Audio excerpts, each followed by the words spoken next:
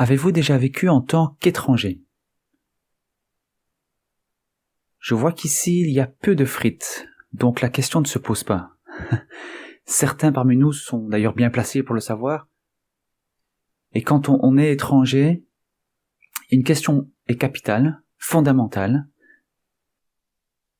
Comment se comporter envers les autochtones, les gens du pays? Et inversement, les autochtones se posent la question comment se comporter envers les étrangers. J'ai eu l'occasion de vivre ce sentiment d'étranger lorsque je vivais à Kinshasa. J'y ai vécu une dizaine d'années. J'étais toujours en tension entre la volonté de m'intégrer et la discrétion, c'est-à-dire la nécessité de me protéger. Alors j'avais imaginé tout un stratagème où je gardais en secret mon identité, mes informations personnelles, parce que je sentais ce besoin de me protéger. Donc il fallait que je puisse protéger certaines informations sur moi-même. Et donc à ce titre-là, il fallait cacher des choses. C'est mon identité, c'est ma sécurité. J'avais un ami sur place, un Rwandais, mais lui, à Kinshasa, être Rwandais, à l'époque en tout cas, c'était considéré comme un problème. Donc il cachait ça et tout le monde savait qu'il était congolais en fait. Il n'y a que moi et quelques privilégiés qui pouvaient savoir qu'il était Rwandais. Quand on est étranger, c'est aussi parfois difficile de pouvoir sentir qu'on est accueilli. On fait partie du pays sans forcément faire partie du pays. On est là, mais on n'est pas vraiment là. Et on est toujours dans quelque chose de porte-à-faux, ce n'est pas toujours agréable.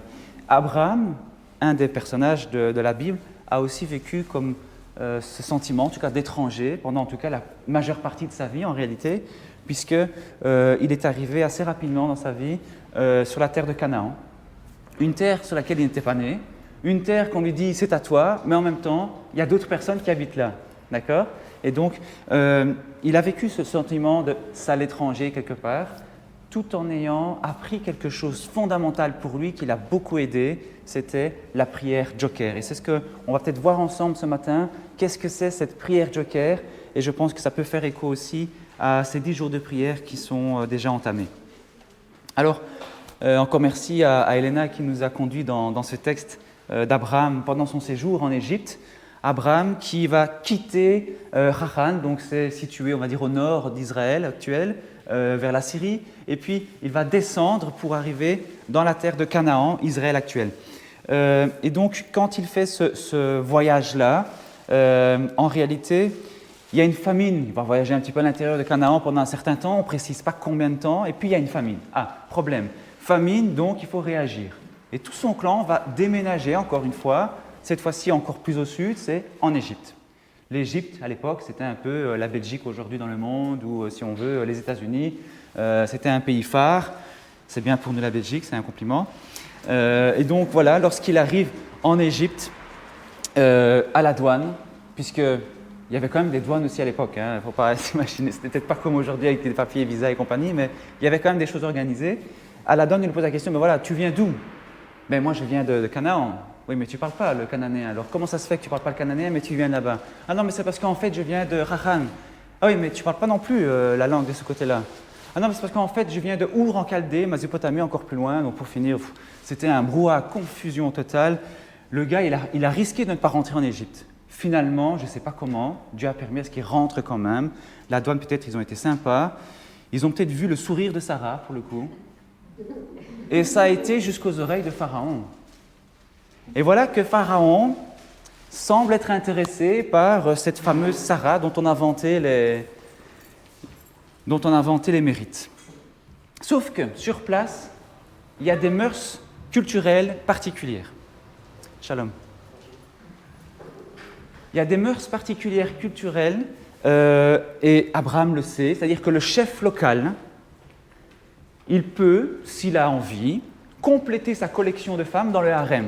C'est comme ceux qui ont 7 voitures, moi je veux 7 femmes, ou 15, ou 25, je ne sais pas. Bon, il y avait souvent un abus dans le nombre, plus on était riche et plus on pouvait en avoir. Et on pouvait aller jusqu'à tuer le mari si on estimait que c'était un frein à obtenir ce que je veux. D'accord? Surtout si ce mari en question était un étranger. Forcément, ça n'aide pas. Et se situant dans ce cas de figure-là, Abraham se sait vulnérable, insécurité, donc il va imaginer un système de protection pour pouvoir se protéger lui par rapport à ce problème-là. Sa femme, ça devient sa sœur. Super. Ce qu'on a à nous dire entre mari et femme, on le fait en cachette, là, dans la tente, il n'y a personne qui peut voir. Mais le reste, voilà, t'es comme ma sœur. OK? Sarah, à ce moment-là, elle a 65 ans. Hein. Donc, pour nous, on va dire, elle est plus toute jeune, bon, sachant qu'elle a vécu quand même jusqu'à, je ne sais plus quel âge, là, 130 ou à peu près. Donc voilà, elle était quand même encore dans la fleur de l'âge à l'époque. Et elle se fait enlever par le pharaon qui l'a convoitée.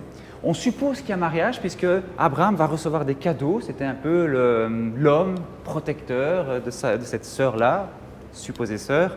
Et il reçoit des cadeaux comme une officialisation du mariage quelque part. Sauf qu'après un certain temps, il y a des plaies qui sont là sur la maison de Pharaon et les siens. Et on suppose finalement qu'après avoir réfléchi d'où ça peut venir, tiens, c'est à cause de cette femme-là qu'on a introduite il y a quelque temps dans le harem. Ah, ça pose problème. Et Pharaon, apprenant que finalement c'est la femme d'Abraham et non pas sa sœur, se met dans une colère monstre. Il va renvoyer Sarah, expulser l'ensemble du clan hors d'Égypte et l'affaire, elle s'arrête là, c'est terminé. J'ai envie de dire, oui, ça s'arrête là, pour le côté Égypte. Mais voilà qu'Abraham, 25 ans plus tard, imaginez-vous dans 25 ans, vous êtes où? Ou faites le chemin inverse si vous préférez, il y a 25 ans, vous étiez où? Ça fait beaucoup 25 ans, hein? 25 ans plus tard, il va se retrouver dans une situation géographique différente, mais le contexte sera exactement le même. Il est à Guérar avec une famine. Alors, le scénario étant identique, on va essayer de décrire ça. Pour ceux qui veulent ouvrir le Bible, c'est dans Genèse 20. On ne va peut-être pas lire l'ensemble du chapitre ensemble, mais il y a peut-être un verset ou deux que je vais pointer tout à l'heure. Mais en tout cas, ce qu'on remarque dans ce chapitre-là, on voit le même scénario, donc un mouvement en tant que séjour étranger dans un pays, une terre qui n'est pas habituelle. Et d'ailleurs, Guérar, le nom de la localité sur place, évoque en hébreu l'étranger. Guerre, c'est étranger en hébreu. Donc, c'est vraiment pour appuyer ce côté étranger d'Abraham. Il y a le mensonge et protection d'Abraham pour dire, voilà, c'est ma sœur, il avait déjà fait ça en Égypte, ça a marché finalement. Hein. Il a eu quelques problèmes, bon, il a quand même eu des richesses aussi. Donc, peut-être qu'il s'est dit, allez, une deuxième fois, Seigneur, tu peux nous protéger et j'aurai encore quelques richesses. Je ne sais pas si c'était son idée, mais en tout cas, on peut le supposer. Et voilà que Sarah, encore dans la fleur de l'âge, visiblement, elle a 90 ans, mais elle se fait quand même enlever par le roi local. Alors, il faut quand même dire que c'était aussi courant que des clans fassent alliance les uns avec les autres par des mariages, hein, d'accord ? Et donc, on complétait le harem avec une xème femme et ça permettait justement de faire alliance et de savoir, voilà, je ne vais pas me faire attaquer par un tel puisqu'on est maintenant dans la même famille. D'accord ? Donc, c'est fort probable aussi que Abimelech avait ça en tête. C'est une manière aussi d'honorer Abraham en épousant sa sœur aussi. Hein.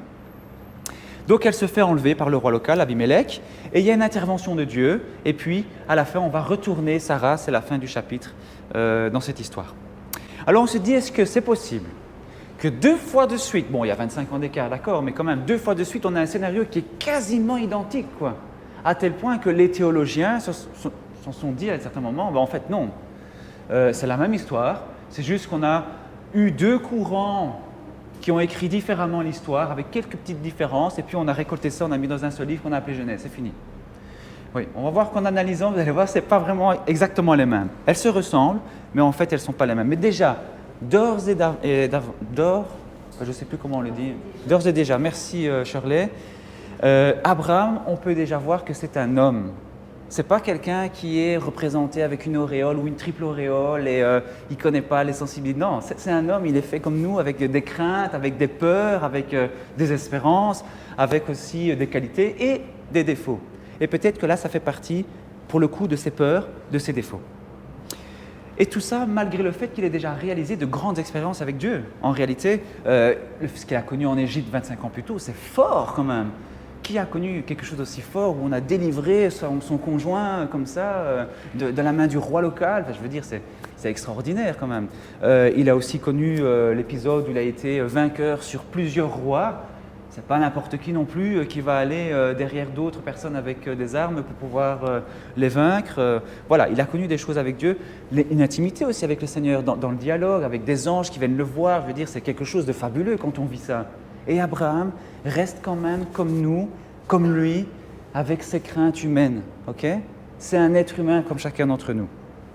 Alors, en Égypte, avec le Pharaon, Genèse 12, on voit cette intervention divine par le Seigneur. Donc c'est une plaie ou des plaies qui sont là. Ça fait probablement référence à des problèmes de peau, peut-être la lèpre ou quelque chose de similaire. C'est intéressant parce que l'Égypte est réputée justement pour être le pays phare pour l'hygiène à l'époque. Alors, il n'y avait pas de Covid à l'époque en Égypte, hein, c'est sûr et certain. Vous imaginez que quand on met cette sanction-là quelque part pour le Pharaon, c'est vraiment une insulte en réalité. Hein. Ça fait mal. De l'autre côté, pour Abimelech, lui, c'est la stérilité. Alors, j'ai recherché dans le livre de Genèse, justement, et il s'avère que Abimelech vient de toutes les familles de Canaan. Canaan, c'était le petit-fils de Noé. Et donc, c'est la lignée qui contient le plus de population, le plus de descendants. Donc, c'est une lignée, autrement dit, qui est fertile. Hein. Et quand on dit à Abimelech, maintenant, c'est fini, tu n'as plus d'enfants, ça fait mal à son ego. Hein. Vous imaginez le coût. D'autant plus que lui, étant roi, mais c'était un enjeu fondamental pour asseoir sa dynastie, pour s'assurer une descendance et s'assurer que son royaume va perdurer. Là, maintenant, ça devient un problème. Alors, le ressenti du roi, il est important aussi. Pharaon, d'un côté, se sent abusé, arnaqué, on pourrait dire, et il se met en colère suite à ça. Et donc, il va rejeter la relation avec l'autre, qui lui aurait posé problème d'une certaine manière. Expulsion, d'accord? On coupe les liens, c'est fini, on ne veut plus entendre parler de ça. Ça n'a jamais existé d'une certaine manière. De l'autre côté, on a Abimelech qui, lui aussi, va ressentir cet abus de la part d'Abraham, une espèce d'arnaque. Il a peur, par contre. Il n'est pas dans la colère comme Pharaon. Il a peur, il a un sentiment d'incompréhension et même d'injustice lorsqu'il va dialoguer avec Dieu dans le songe. On va sentir comme s'il a été injustement attaqué. Mais je ne mérite pas ça. Toi qui es Dieu, tu sais que je ne mérite pas ça. Quelqu'un qui ressent cette injustice. Et ce qu'il va mettre en place, c'est non pas la coupure relationnelle, mais au contraire, c'est la sauvegarde de la relation. Il va dire à Abraham à un certain moment, voilà, tu peux t'installer où tu veux de mon pays, il n'y a pas de problème. Hein. Choisis où tu veux aller. On a ensuite le reproche. Pharaon, lui, il va réaliser des reproches. Il n'y a pas de dialogue, c'est 3 questions, aucune réponse de la part d'Abraham. Il n'a même pas le temps de parler quelque part. Il est expulsé. De l'autre côté, on a un Abimelech qui, lui, va dialoguer, va ouvrir la possibilité de dialogue. Il va poser 2 questions, il va faire un reproche, et puis Abraham à la place pour pouvoir s'expliquer. Et tout de suite, ça fait tomber des murs qui étaient déjà dressés. Alors, quand on regarde les cadeaux, en réalité, en Égypte, le pharaon avait offert des cadeaux avant le souci, avant le problème. Donc c'était probablement pour illustrer ce mariage qui a été officialisé. De l'autre côté, on a des cadeaux qui sont mentionnés en fait après le problème, comme si on voulait mettre en évidence non pas l'officialisation du mariage, mais plutôt le dédommagement d'Abimelech vis-à-vis d'Abraham et de Sarah. 1000 shekels ont été donnés de la poche d'Abimelech jusqu'à Abraham. Tout d'un coup, il était plus léger. C'est énorme, 1000 shekels. Dans la littérature ougaritique, donc ça se passe un petit peu plus au nord d'Israël, on estime à 1000 shekels justement le prix qu'il fallait payer pour épouser la fille d'un dieu. Bien sûr, personne n'y parvenait, mais vous imaginez comment Sarah devait être aux yeux d'Abimelech la haute pointure de l'époque. Hein. Donc c'est aussi une manière de dire, voilà, j'ai du respect pour toi, d'accord? Je ne veux pas porter atteinte à ta personne. Donc on met ici en évidence, non pas le cadeau pour officialiser un mariage, mais pour réparer l'erreur qui a été réalisée. C'est d'une certaine manière une repentance d'Abimelech qui est mise en évidence. D'accord ? Et d'ailleurs, pour bien illustrer ça, la restitution de Sarah par Abimelech, c'est « il la lui rendit », il rend ce qui ne lui appartient pas, il a compris, tandis que pour le pharaon, c'est « prends-la », il rejette. Et on voit tout de suite l'état d'esprit qui est différent. Et puis il y a toute une quantité d'événements qui se passent pour Abimelech, mais qui ne trouvent aucun écho chez Pharaon, comme si ça n'avait jamais existé. Et ça illustre justement cette différence entre le Pharaon et Abimelech. Pour Abimelech, ce n'est pas seulement un problème personnel, mais ça devient un problème pour l'ensemble de son peuple. Donc lui, il sent qu'en tant que chef, il représente tout son royaume et c'est son royaume qui va être atteint par le problème. Il y a un empressement aussi d'Abimélec lorsque Dieu lui dit, voilà, il lui fait prendre conscience que cette femme est déjà mariée à quelqu'un. Eh bien, Abimélec va s'empresser le matin au réveil pour pouvoir réunir ses conseillers et prendre la bonne décision. Obtempérer vis-à-vis par rapport à ce que Dieu lui avait dit d'une certaine manière. Et c'est exactement la même chose que fait Abraham lorsque Dieu lui parle le matin. Alors, dans un autre chapitre, dans une autre histoire, mais Dieu dit quelque chose à Abraham dans un songe ou dans une révélation, et Abraham, très tôt matin, se lève pour obéir. Donc on voit Abimélec dans cet même acte de foi quelque part. Ensuite, Abimélec va consulter ses conseillers, ils ont une peur commune, il va dialoguer avec Dieu dans un songe. Je veux dire, c'est quand même un roi païen. On n'est pas en train de parler d'Abraham, là, qui connaît Dieu depuis déjà de nombreuses années. Non, c'est quelqu'un qui n'a jamais peut-être entendu parler de Dieu. C'est quelqu'un qui a un culte idolâtre, c'est quelqu'un qui... D'ailleurs, quand je dis païen, ce n'est pas n'importe quoi. Je veux dire, à l'époque, à Canaan, donc le territoire sur lequel il règne quelque part, il y avait le culte Dieu Molech. D'accord ? C'est un sacrifice aux enfants. Hein ? Alessio, dommage pour toi. Hein ? Mais c'est pas grave, hein, c'est pour le Dieu. Hein. C'est pour le Dieu. Donc vous voyez que c'est quand même des mœurs troubles qui sont très différents de ce qu'on peut connaître aujourd'hui, je veux dire. D'ailleurs, quand on pense à Sodome et Gomorrhe, c'est les cousins de Guérard. Hein, donc voilà, quand on sait ce qui s'est passé à Sodome et Gomorrhe, je veux dire, on peut plus ou moins imaginer ce qui pourrait se passer à Guérard. Donc quand on comprend mieux peut-être la peur d'Abraham aussi quand il arrive sur cet endroit. Hein. Mais voilà que Abimélec, le nom Abimélec, si on le traduit en hébreu, c'est « mon père est roi ». D'accord ? Alors c'est qui le père en question ? On peut se poser la question. Mais il y a un nom cananéen qui existait à l'époque, c'est Abimilkou, qui a été retrouvé dans les documents, Abimilkou. Et donc ça veut dire « Milkou est mon père ». D'accord ? Et Milkou fait l'écho à Molech dans la Bible, ou Moloch, c'est donc ce dieu avec une tête de taureau à qui on sacrifiait des enfants. D'accord ? Entre autres, hein, il n'y avait pas que ça, il y a des animaux aussi, je vous rassure, mais les enfants passaient de temps en temps sur la table, et donc apparemment c'est un dieu qui avait faim de ce genre de sang. Donc vous imaginez maintenant un peu le contexte de ce roi, de cette personne qui ne connaît pas Dieu et qui a des troubles, enfin des mœurs un peu bizarroïdes, très loin de ce que Dieu aime voir en tout cas. C'est un non-croyant, mais c'est un non-croyant qui, je souligne, est sensible à Dieu.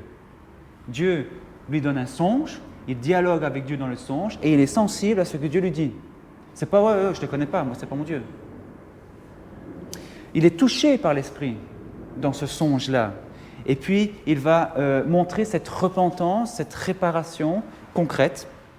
Mais ce qu'on remarque, c'est que c'est un non-croyant pour le coup, mais qui a un besoin très particulier. Il a le besoin d'avoir un soutien spirituel d'un croyant. Et ça, Abimélec ne le sait pas. Abraham ne le sait pas non plus. Mais c'est Dieu qui va permettre à ce que chacun puisse savoir que voilà, vous devez être en corrélation, les amis. Hein. Croyant Abraham, non-croyant Abimélec, ok, toi tu as besoin d'Abraham, mais Abraham, toi tu dois... d'accord ? Et si vous lisez correctement l'ensemble du chapitre, vous allez voir que Abraham aura un rôle à jouer là-dedans, et nous allons venir dans un instant. Mais quelle surprise pour Abraham ! Une triple surprise. Déjà de se dire, c'est un endroit où il n'y a que des païens, on peut s'attendre à rien de bon. Ben non. Tu vois qu'Abimélec, dès qu'on lui dit, tout, il obtempère, il rend Sarah. Hein. Moi, je n'ai pas touché, hein, d'accord ? Et tiens, pour être sûr que tu comprennes ce que j'ai fait, je te donne 1000 shekels. Moi, je veux bien 1000 €, si jamais. Mais ne touchez pas ma femme. Hein. Alors qu'Abraham subit le tort, maintenant, il est invité par Dieu à jouer un rôle bienfaiteur pour celui qui lui a fait du tort. Deuxième surprise, ça fait une claque, hein, là. Ouh là, Seigneur, c'est difficile à avaler. Ça non. Troisième, c'est encore le pire. Je pense que là, Abraham était KO à la fin. Il a mis du temps, je pense, pour avaler ça quand même. C'est que lui étant stérile avec Sarah, toujours pas de descendant, ni avec Agar, rien à ce moment-là. Et qu'est-ce qu'il doit faire ? Ah si, il y avait déjà l'enfant avec Agar. Mais en tout cas, avec Sarah, c'était stérilité. Et il doit prier pour la fertilité de celui qui lui a fait du tort. Ouh, là, Seigneur, c'est trop. Là, Seigneur, tu dépasses les bornes. Et pourtant, le Seigneur, c'est ce qu'il lui dit.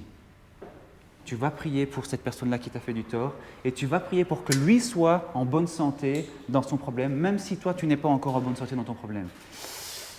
Ça grince des dents, mais Abraham va le faire. Vous voyez comment Dieu peut utiliser une situation qui arrive dans la vie. Ce n'est pas forcément Dieu qui a piloté les choses, mais voilà la situation qui arrive et Dieu va profiter de cette situation-là pour faire grandir Abimelech et Abraham. Pas juste Abraham, pas juste Abimelech, mais les deux ensemble, vous allez grandir. Et vous allez grandir main dans la main. Oui, mais attends, c'est quand même un ennemi, je veux dire. C'est quand même un païen, c'est quand même un non-croyant. Je veux dire, moi, je ne veux pas avoir de choses à faire avec lui et je ne veux pas lui faire du bien. Au contraire, en plus, il m'a fait du tort. Si, tu vas faire ce bien-là. Moi, Dieu, je te dis que tu peux faire ce bien-là pour cette personne. On va prendre ensemble le verset 7. Genèse 20, verset 7. Où Dieu parle toujours dans le songe à Abimelech et qui dit « Maintenant, rends la femme de cet homme, donc Abraham, car il est prophète, il priera pour toi et tu vivras, mais si tu ne la rends pas, sache que tu mourras, toi et tout ce qui t'appartient. » Là, on comprend peut-être mieux pourquoi il est obtempéré aussi rapidement, mais dans tous les cas, on présente Abraham comme un prophète. Un prophète, c'est un porte-parole de Dieu. C'est quelqu'un qui va interpréter la pensée de Dieu. C'est ce qu'on est appelé à faire dans notre société aujourd'hui. On a parlé d'être des messagers comme les anges. Bien, c'est un peu cette idée-là qui est derrière. Et Dieu lui dit, Abimelech, voilà, ce prophète-là, cet homme qui me connaît moi, il va prier pour ton rétablissement. Le terme qui est utilisé en hébreu, palal, c'est intercéder pour quelqu'un. C'est vraiment pour le bénéfice de l'autre. Ce n'est pas pour lui-même. C'est de manière complètement désintéressée.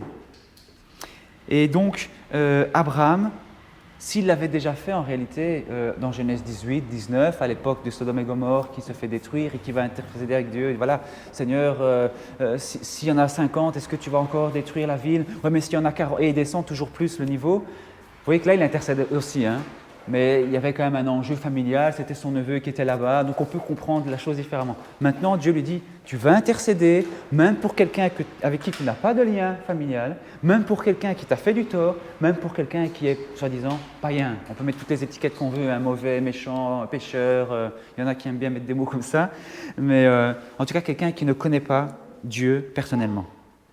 Et le verset 17 nous montre quel a été l'effet de cette action. Abraham prie à Dieu et Dieu guérit Abimelech, sa femme et ses servantes et elles purent enfanter. Et on voit comment, en quelques versets à peine, on ne dit pas ce qui s'est passé exactement, comment Dieu a agi, mais Dieu a fait quelque chose suite à la prière d'Abraham. Comme si Dieu avait besoin d'attendre qu'Abraham intervienne, qu'Abraham soit actif, acteur dans ce rétablissement d'Abimelech, pour qu'enfin Dieu agisse. Bien sûr, on sait que Dieu n'a pas besoin de l'implication d'Abraham, mais Dieu désire qu'on soit impliqué dans le salut de ceux qui nous entourent. Et il y a un changement de regard. C'est plus un païen, c'est plus un ennemi, c'est plus un sale. On peut rajouter toutes les insultes qu'on veut, mais c'est maintenant un potentiel frère dans la foi, une potentielle sœur dans la foi. Et ça change complètement le regard d'Abraham. Et vous voyez que le moi vis-à-vis de l'autre, on a maintenant une considération qui devient positive. On a aussi une implication qui est salutaire pour la personne. On peut s'impliquer de manière à ce que la personne aille mieux. Ce n'est pas toujours simple lorsque cette personne nous fait du tort. Je ne sais pas si vous avez, je suppose, déjà connu des situations comme celle-là. Je ne laisse faire quand même pas pour vous. Mais voilà, où quelqu'un dans votre entourage, tu avais parlé une fois, Charlotte, d'une collègue, voilà, bam, on se sent agressé, attaqué, sans raison. On s'est dit, mais enfin, qu'est-ce qui se passe? Et ça bazooke, tac, tac, tac, les missiles, on les reçoit. Heureusement, on a un gilet pare-balles, mais quand même, parfois, on encaisse. Et là, on s'est dit, allez, maintenant, c'est moi qui vais devoir jouer un rôle bienfaiteur pour lui. Bah, tu rêves, toi. Non, mais ça, tu peux toujours courir, mon ami. Allez, attends, je vais prier pour qui? Pour ma fille, je vais prier pour mon mari, je vais prier... Non, pas toi, j'oublie. Toi, tu n'existes pas, là, c'est fini. Et là, Abraham, mais voilà, on lui dit ça. Moi, je dois prier pour cette personne-là? Non, merci. Moi, je ne suis pas Dieu, je suis désolé, je ne suis pas Dieu. Je n'ai pas le cœur comme Dieu. Oui, mais attends, je veux dire, on est quand même créé à l'image de Dieu, finalement. On est invité à imiter ce Dieu-là. C'est ça que Dieu essaye de faire comprendre à Abraham, et peut-être à nous aussi ce matin. Pour le croyant de l'époque, le non-croyant en tout cas, je veux dire, c'est une conséquence mortelle. Le péché, c'est une conséquence mortelle. Et je pense que nous pouvons agir pour pouvoir l'aider. On appelle ça la prière joker. La prière joker, c'est vraiment d'aider la personne à comprendre, à intégrer, à mieux se projeter sur les limites qui sont fixées par Dieu. Ça oui, ça non. Pourquoi ça oui, ça non? Il faut expliquer.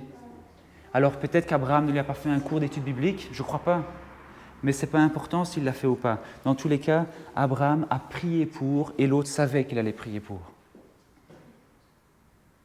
Et vous voyez comment Dieu a profité d'une situation un peu problématique pour qu'une personne comme Abraham puisse comprendre qu'il doit aussi prier pour les personnes qui lui font du tort, a fortiori des non-croyants, et l'aider à connaître les limites. À quand ça remonte la dernière fois où tu as prié pour un non-croyant, pour le salut du non-croyant? C'est une question très personnelle, je n'attends pas forcément la réponse, mais parfois ça fait mal de se la poser.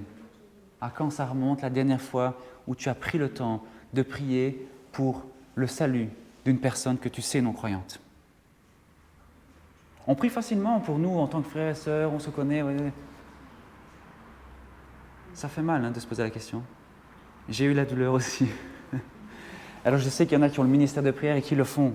Je bénis ces personnes-là et tant mieux, il faut qu'on les imite. Pour Abraham, je vous dis, ce n'est pas grave si ça fait longtemps pour vous. Abraham, Dieu a attendu 25 ans pour l'apprendre à Abraham, entre l'Égypte et Guérar. Si ça fait 25 ans au moins pour vous, voilà, on est dans le bon, on est dans le bon. On fait aussi notre cheminement. Mais aujourd'hui, peut-être Dieu nous propose de nous engager dans cette prière d'intercession missionnelle, la prière joker. Prier pour une personne qui ne connaît pas Dieu, pour qu'elle puisse rencontrer le Seigneur, pour qu'elle puisse être guérie dans ses infirmités peut-être physiques ou être accompagnée dans ses problèmes psychiques et spirituels. Alors il y a tout un débat qu'on pourrait ouvrir sur l'éventuelle vraie ou fausse repentance d'Abimélec. Je ne vais pas m'étendre dessus, mais si vous lisez Genèse 26, vous allez voir qu'il a changé véritablement. Cette fois-ci, ce sera avec Rebecca, donc la belle-fille, donc la femme de son fils, du fils d'Abraham. Et Abimélec ne va pas loucher dessus, mais il va surprendre Rebecca comme étant la femme d'eux et non plus la sœur d'eux, alors que c'était présenté encore comme le papa, c'était ma sœur, etc. Et donc Abimélec, cette fois-ci, va dire « Quelqu'un du peuple aurait pu coucher avec ta femme. » Et ça aurait été pour nous un gros problème. Il a retenu la leçon. Une fois, il a eu un songe, une fois, un prophète a prié pour lui, une fois, il a intégré les limites. Et c'est plus moi j'aurais pu, c'est quelqu'un du peuple qui n'a pas eu cette relation avec Dieu, qui n'a pas eu cette révélation quelque part de Dieu. Alors on ne dit pas s'il continue ou pas à sacrifier des enfants, on ne dit pas s'il a changé tout son mode de vie. Peut-être pas, peut-être bien, on ne sait pas. Mais dans tous les cas, même si on se retrouve toujours dans un endroit où on ne s'attend pas forcément à ce que les gens suivent les consignes de Dieu, lui, il a intégré une limite quelque part. Et s'il a pu intégrer cette limite-là, c'est parce que quelque part, il y a une personne qui s'appelle Abraham, qui s'est mise à genoux et qui a prié pour le salut de cette personne-là. Si Abraham ne l'avait pas fait, Abimélec serait mort aujourd'hui. Enfin, il est mort, vous allez me dire. Mais il serait mort, sans avoir pu comprendre ce qui lui arrivait. Alors, pour toucher des personnes de notre entourage, des personnes que nous pouvons rencontrer dans la vie de tous les jours, oui, il y a ce témoignage naturel, en dialoguant comme ça, avec les personnes. Ok, mais il y a aussi cette prière joker, la prière d'intercession missionnelle. Une prière qui peut changer une vie. Et peut-être la nôtre d'abord, et puis celle pour qui on prie, bien sûr. Alors on se retrouve, nous, comme des étrangers parfois dans la société. On a du mal parfois à s'intégrer, à trouver notre place, à se dire, voilà, je me retrouve complètement dedans. Parfois, on sent qu'il y a une distance entre les valeurs de la société et les valeurs que nous avons. Et c'est justement dans ce genre d'endroit que la prière joker, la prière d'intercession missionnelle a toute sa place. Puisque c'est la prière pour une personne ou pour des personnes qui ne connaissent pas Dieu et qui ont besoin de notre implication, de notre temps pour pouvoir les aider. Et Jacques le dira avec ces mots, dans Jacques 5, versets 15 et 16, la prière agissante ou la prière mise en œuvre, c'est vraiment du concret, donc la prière agissante du juste est très puissante.